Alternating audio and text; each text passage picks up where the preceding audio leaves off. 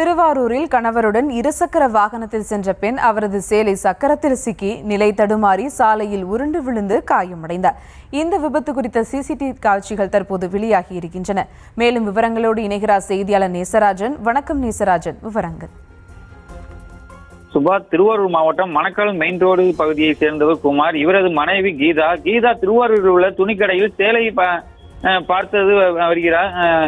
இந்த நிலையில் வழக்கம் போல் நேற்று காலை அவர் திருவாரூரில் உள்ள துணிக்கடைக்கு பணிக்கு செல்வதற்காக தனது கணவர் குமாரின் இருசக்கர வாகனத்தை வீட்டிலிருந்து புறப்பட்டு திருவாரூரிலிருந்து கும்பகோணம் செல்லும் சாலையில் திருவாரூர் நோக்கி சென்றுள்ளார். அப்போது இருசக்கர வாகனம் வடகண்டம் பாலம் அருகில் சென்று கொண்டிருந்த போது கீதாவின் சேலை இருசக்கர வாகனத்தில் பின் சக்கரத்தில் சிக்கியதால் அவர் நிலை தடுமாறி இருசக்கர வாகனம் சென்று கொண்டிருக்கும் போதே சாலையில் விழுந்துள்ளார். இதில் அவருக்கு முகம், கை, கால் போன்ற இடத்தில் காயம் ஏற்பட்ட நிலையில் அவரை குமார் நேற்று திருவாரூர் அரசு மருத்துவக் கல்லூரி மருத்துவமனையில் சிகிச்சைக்காக அனுமதித்துள்ளார். அங்கு அவருக்கு தீவிர சிகிச்சை அளிக்கப்பட்டு வருகிறது.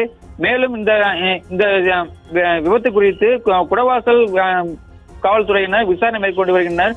இந்த நிலையில் கீதா இருசக்கர வாகனத்தில் இருந்து கீழே விழுந்து சாலையில் உருண்டு செல்லும் பதபதைக்கும் சிசிடிவி காட்சி வெளியாகி பரபரப்பை ஏற்படுத்தியது. சுபா.